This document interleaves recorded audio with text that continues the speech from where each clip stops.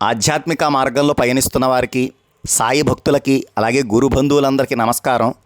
మా ప్రతి వీడియోని క్రమం తప్పకుండా చూస్తున్న వారికి, పూర్తి వీడియోని చూసిన వారికి, అలాగే ప్రతి వీడియోలోనూ క్రమం తప్పకుండా కామెంట్స్ పెట్టిన వాళ్ళకి, వారికి ఒక గొప్ప సదవకాశం. త్వరలో లక్కీ డ్రా ద్వారా కొంతమందిని తీసి వారికి ఒక గొప్ప సదవకాశం ఇవ్వబడును. ఇది అందరూ ఉపయోగించుకోగలరు. అది చాలామందికి గొప్ప అనుభూతిగా మిగిలిపోతున్నందువల్ల అది ఆ సదవకాశాన్ని అందరూ వినియోగించుకోవాల్సిందిగా ప్రార్థన.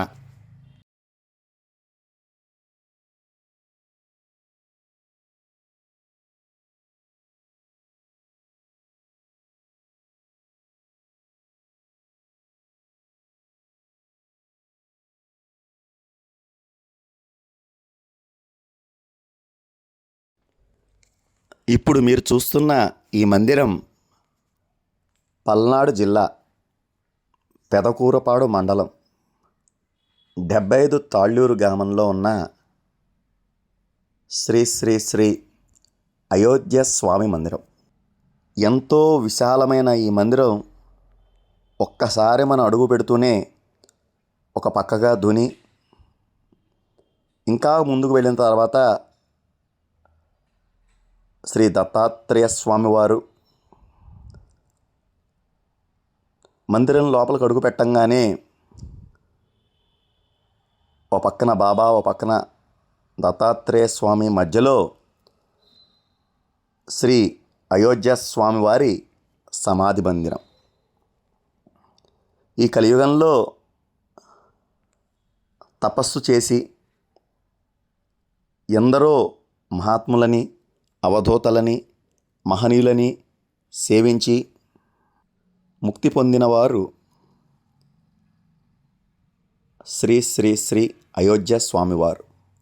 అటు కొంతకాలం షిరిడీలో బాబాగారిని శివనేశన స్వామివారి సన్నిధిలో ఉండి, కొంతకాలం మాయి అమ్మ సన్నిధిలో ఉండి, అలా ఎందరో మహనీయులని సేవించిన వారు శ్రీ శ్రీ శ్రీ అయోధ్య స్వామివారు. పూజ్య ఆచార్య ఎక్కిరాల భరద్వాజ మాస్టర్ గారు దేహాన్ని చాలించింది విరివొడిలోనే. అంతటి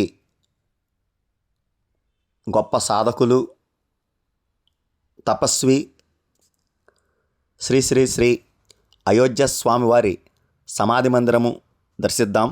అలాగే వారి కుటుంబీకుల నుంచి వారి వివరాలు తెలుసుకుందాం.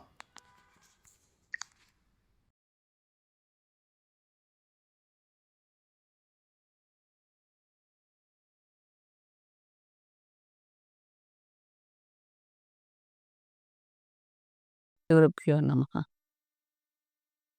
శ్రీ శ్రీయోధ్య స్వామివారి ఆశ్రమం 75 తాళ్ళూరు. స్వామివారు వీరకనకమ్మ, తాటి నారాయణ, 5 బిడ్డల వాళ్ళకి 3వ సంతానము శ్రీ శ్రీయోధ్య స్వామివారు. స్వామివారు చిన్నతనం నుంచే ఎప్పుడూ గీతా పారాయణ, అమ్మవారి ఉపాసన, మహాత్ముల చరిత్రల పారాయణ చేయటం ఆయనకు ఎంతో ఇష్టం. స్వామివారు చిన్నప్పటి నుంచి సత్సంగాలు, పారాయణలు చేసుకుంటూ, స్వామివారు మంచి బాగా పెళ్లి వయసు వచ్చినప్పటికి, స్వామికి 25 సంవత్సరాలు వచ్చేటప్పటికి ఆయన ఎవరన్నా వచ్చి మాకు ఇట్లాగుంది అనంగానే ఆయన ఎమ్మటనే చెప్పేవాళ్ళు, మీకు ఇలా జరిగింది, ఇలా జరిగిందని. స్వామివారు అలాగనే మళ్ళీ ఇట్లా అందరూ చెప్పించుకోవటానికి వస్తున్నారని చెప్పి ఆయన తపస్సుకి వెళ్ళాలని చెప్పి నిర్ణయించుకున్నాడు. స్వామివారు ఇలా ఆధ్యాత్మికంగా ఉంటూ అందరి ఇంట్లో కూడా సత్సంగాలు, ఇలా ఎన్నో చిన్నప్పటి నుంచి ఎన్నో మహిమలుగా ఆయన ఎప్పుడూ కూడా లలితా పారాయణ చేస్తూ ఉండేవాడు. బాగా చక్కగా భగవద్గీత పారాయణ, మహాత్ముల చరిత్రల పారాయణ చేసుకుంటూ ఉండేవాడు. అయితే పోలవరం వెంకన్న బాబు గారు అని అయోధ్య స్వామి వారికి పరిచయం అయ్యాడు. అప్పుడు ఆయన వాళ్ళిద్దరూ కూడా తపస్సు చేసుకుందాం అనుకున్నారు. అప్పుడు వెంకన్న బాబు గారు పెళ్లి చేసుకున్నారు. ఇంకా అయోధ్య స్వామి వారు పెళ్లి చేసుకోలేదు. ఆయన వెంకన్న బాబు గారు ఇంకా అట్లాగా ఆయన అక్కడ ఉండిపోయాడు. వాళ్ళిద్దరూ ఎన్నో బాగా తపస్సు చేసుకున్నారు. బాగా చక్కగా ఇద్దరు కూడా దేశ సంచారం మహాత్ములను అన్నీ తిరిగారు. స్వామివారు ఇంకా బాగా పెళ్లి చేసుకునే వయసు వచ్చేటప్పటికి అప్పుడు వెంకన్న బాబు గారు ఒకసారి 75 ఏళ్ళూరు వచ్చినప్పుడు, నీ బిడ్డ పెళ్లి చేసుకుంటానన్నాడమ్మా, పెళ్లి చేసుకోను అంటున్నాడు, నీకు ఇష్టమేనా అని అడిగాడు. అడిగితే అప్పుడు తనకి ఎలా ఇష్టమైతే అలాగనే చేయమనని అంది. అప్పుడు ఇక ఆ స్వామివారి ఆ రోజు ఇక తపస్సుకు వెళ్ళిపోవాలని ఇక నిర్ణయించుకున్నాడు స్వామి. ఇక అప్పుడు ఆయన తపస్సుకెళ్ళేటప్పుడు మన శ్రీపాద శ్రీవల్లభుడిని శ్రీ గురు చరిత్రలో ఎలాగైతే తపస్సుకి సాగనంపారో, అలాగే అయోధ్య స్వామి వారిని కూడా ఈ ఊరు జనం మొత్తం కూడా అందరూ బొష్టేసిన దాకా వచ్చి అందరూ కూడా స్వామికి తపస్సుకెళ్తున్నావు అయోధ్య అని ఎంతో అందరూ కూడా ఆయనకి ఎంతో దిగులుగా నువ్వు వెళ్తున్నావు తపస్సుకని ఇంకా పంపించారు స్వామిని. అక్కడి నుంచి ఆయన మహాత్ములందరినీ దర్శించుకుంటూ మళ్ళీ మాస్టర్ గారి దగ్గరకు వచ్చాడు. భరద్వాజ మాస్టర్ గారి దగ్గరికి. మాస్టర్ గారి దగ్గరికి వచ్చేటప్పటికి చాలా చరిత్ర ఉంటది. ఇదంతా చరిత్రలో వచ్చిద్ది స్వామిది చాలా వరకు. ఇప్పుడు సంక్షిప్తంగా గుప్తంగా చెప్తున్నారు. మాస్టర్ గారి దగ్గర శ్రీ గురు చరిత్ర పారాయణ ఇవన్నీ చేసిన తర్వాత బాగా మాస్టర్ గారి దగ్గర భక్తులు పరిచయం అయ్యారు అందరూ కూడా. తర్వాత ఈయన మాస్టర్ గారు సేలం వెళ్ళినప్పుడు భరద్వాజ మాస్టర్ గారు ఆయన సేలం వెళ్ళి మా అమ్మ దగ్గర దక్షిణామూర్తి యజ్ఞం చేయటానికి వెళ్ళారంట. అప్పుడు ఆయనకు అయోధ్య స్వామి సముద్రంలో స్నానం చేయటానికి వెళ్ళినప్పుడు అక్కలకోట మహారాజు గారు, మన షిరిడి సాయినాథ్ గారు ఇద్దరు కూడా మాస్టర్ గారిని మధ్యలో కూర్చోబెట్టుకొని తీసుకొని పోతున్నట్టు స్వామికి సముద్రం మీద ఒక దృశ్యం కనపడిందంట. అప్పుడు ఎమ్మటనే మా అమ్మ దగ్గరకు వచ్చేసి పంచవన్నెల గుర్రాలు రథం బంగారు రథంలో తీసుకుపోతున్నట్టు మాస్టర్ గారిని అయోధ్య స్వామి వారికి అలాగా స్వప్న దృశ్యమే కనపడింది. అప్పుడు మన అమ్మ మా అమ్మ దగ్గరికి రాగానే అమ్మ కన్నీళ్ళు గార్చిందంట కళ్ళమ్మటే. ఎమ్మటనే అక్కడ అవన్నీ అక్కడ పెట్టేసి ఎమ్మటనే ఒంగోలు ప్రయాణం అవుతుంటే, హోమం చేయటానికి వచ్చావు కదా అప్పుడే వెళ్ళిపోతున్నావు ఏంది అయోధ్య గారు అంటే, నేను మళ్ళీ వస్తానని చెప్పి ఏప్రిల్ 10వ తారీఖు స్వామికి ఇలా స్వప్న దర్శనం వచ్చింది. ఏప్రిల్ 12కి మన మాస్టర్ గారి దగ్గరికి వచ్చాడు అయోధ్య స్వామి గారు. వచ్చినప్పుడు నేను హోమం చేయటానికి పంపించా కదా నిన్ను ఇలా అని చెప్పి, ఇట్టా వచ్చావు అయోధ్య అంటే, నాకు ఇట్లాగా అనిపోయేటప్పటికనే ఒక్క స్వప్నం వచ్చిందని అనంగలోనే స్వప్న వృత్తాంతం చెప్పబోయేటప్పటికే మాస్టర్ గారికి గుండెల్లో నొప్పిగా వచ్చేసి బాధపడుతునేసరికి అప్పుడే అక్కలకోట స్వామి సేవకుడైన సోళ్ళప్ప మనోడు గారు ఆ పాదుకలు తీసుకొని వచ్చాడు. బాబా గారి బుధనది అప్పుడే తీసుకొని వచ్చినప్పుడు ఆయన పాదుకలు నా నెత్తి మీద పెట్టి ఈ మందిరంలోకి పంపిండి అందరూ దర్శించుకుంటారని మాస్టర్ గారు చెప్పాడంట. అయోధ్య స్వామి వారికి మాస్టర్ గారు ఈ బూదంతా నా ఒంటికి రాస్తా నాకు బాబా గారి నామం చెప్పమన్నాడంట.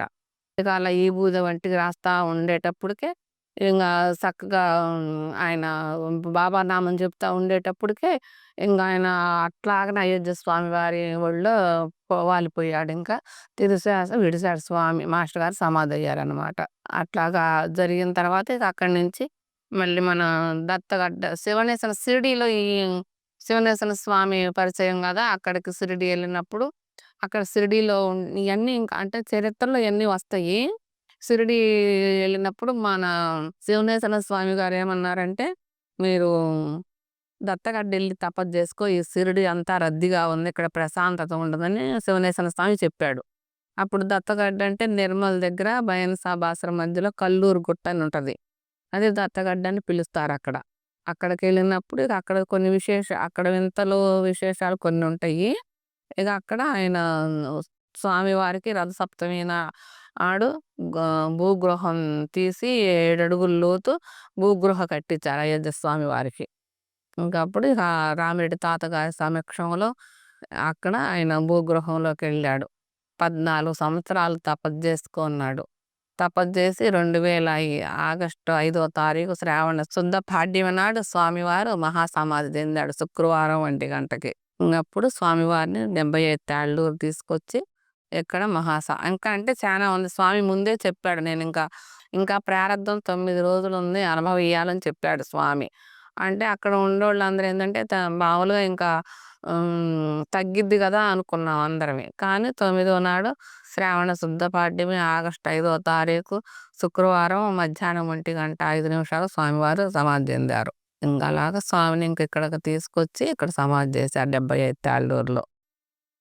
స్వామివారి సమాధి మందిరం, స్వామివారి సన్నిధికి వచ్చి భక్తులు దర్శించుకొని తరించండి. స్వామివారి దగ్గర నిత్య అన్నదానం ఉంది. స్వామి దగ్గర ఉండటానికి రూములుండయి. పారాయణ చేసుకోవటానికి, ప్రదక్షిణ చేసుకోవటానికి అన్ని అవకాశాలుండయి స్వామివారి దగ్గర. స్వామి దగ్గర ఎప్పుడు కూడా నిరంతరం అన్నదానం, ప్రతి మహాశివరాత్రికి రుద్రాభిషేకము, ప్రతి పౌర్ణానికి మహాన్యాస పూర్వక ఏకాదశి రుద్రాభిషేకం జరిగిద్ది.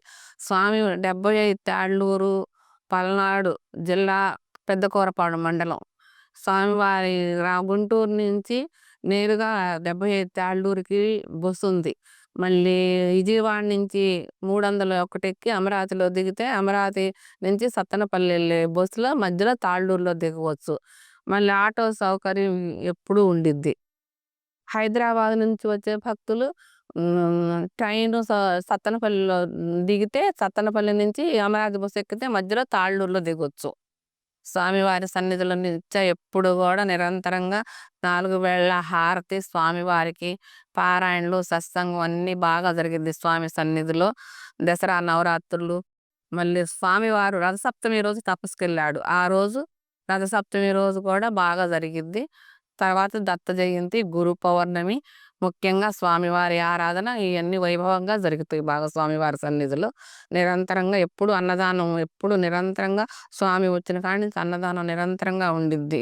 ఎప్పుడు వచ్చినా సరే పొరుగురు భక్తులకి ఎప్పుడూ అన్ని వసతులు ఉండయి స్వామి దగ్గర. అందరూ కూడా స్వామిని దర్శించుకొని తరించండి.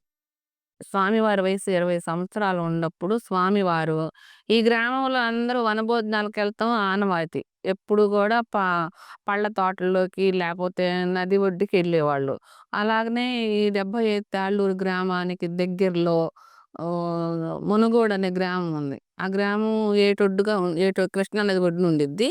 అక్కడ మామిడి తోటలోకి ఒక 5, 6 ట్రాక్టర్లు వేసుకొని కార్తీక వన సమారాధనకి వెళ్ళారు కార్తీక సోమవారం.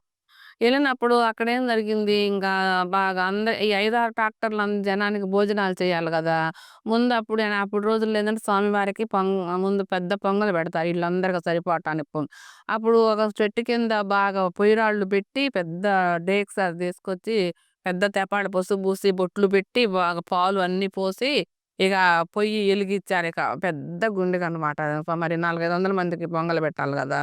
అప్పుడు పెట్టి మూత పెట్టంగానే ఇక మూత పెట్టి ఇక దేవుడికి దండం పెట్టుకున్నారు. అయ్యా స్వామి కృష్ణ పరమాత్మ అని ఇంకట్ట పైకి చూస్తే ఈ పొంగలు పెట్టుకున్న చెట్టు కింద కొమ్మకి బాగా 2 మీటర్ల పొడుగు, ఒక 1/2 మీటర్ ఎలేడుపుగా తేనె పొట్టు ఉంది. పైనేమో కిందేమో పోయాయి, పైనేమో అలాగుంది. అప్పుడు వీళ్ళు ముసలోళ్ళందరూ స్వామి అయోధ్య అయోధ్య అని అందరూ స్వామిని కేకేశారు. ఇంకెమ్మటనే స్వామివారు అక్కడికెళ్ళి ఏంటమ్మా అని అంటే, స్వామి ఇట్టాగుంది చూడు అయోధ్య అనేసరికి ఇంకంతే స్వామి పైకి చూశాడు. పైకి చూసి ఇంకెమ్మటనే ఒక వేదంగా మాట్లాడినట్టుగా కీటకాలతో ఈయన మాట్లాడినట్టే పైకి అంతే చూశాడు. ఇక అంతే ఈ 6 ట్రాక్టర్ల జనానికి అన్నాలు, వంటలు, పొంగలు అయ్యిందాక ఒక్క ఈగ కూడా పైకి లెగవలేదు. అంత మంట పెట్టినా కూడా అస్సలకి. ఆ స్వామి తదేక దృష్టితో వాటిని శాసించాడనమాట. ఇంకంతే. ఇక అందరూ అమ్ము ఇదేంది అయోధ్య భలే మాయగా ఉంది, భలే మాయగా ఉంది అని వాళ్ళందరూ ముసలోళ్ళు అనమాట. భలే చేసావయ్య అసలకి అని అందరూ కూడా ఎంతో ఈ పరమానంద భరితులై ఆనందంగా భజనలు చేసుకొని వనభోజనాలు చేసుకొని వచ్చారు. నేను స్వామివారి అప్పుడు నేను కూడా ఉండే, అప్పుడు నా వయసు నేను 10 ఏళ్ళు ఉంటాయి.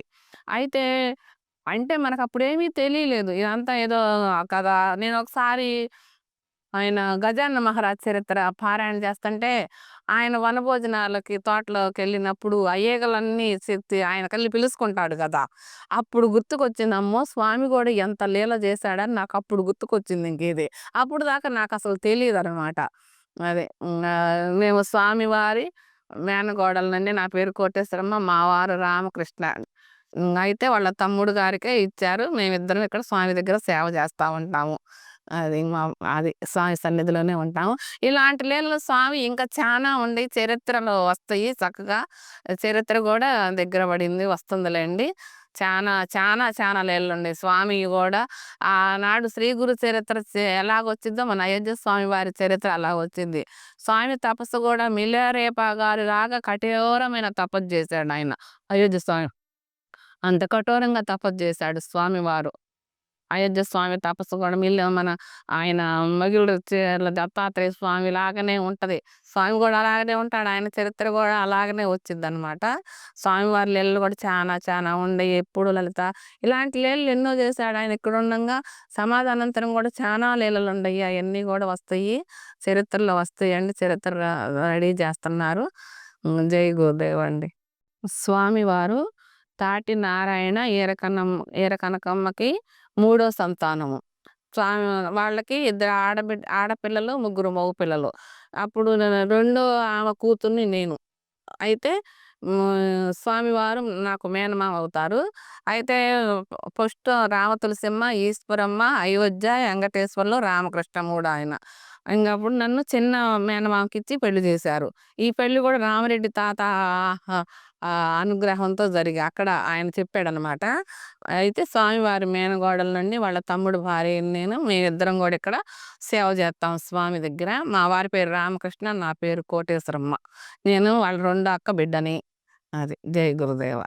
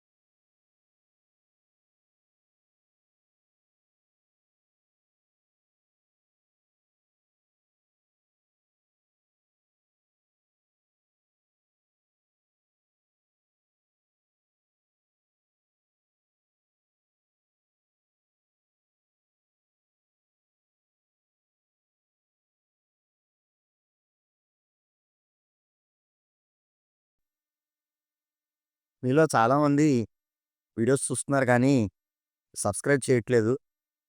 ప్రతి ఒక్కరూ కూడా సబ్స్క్రైబ్ చేయండి.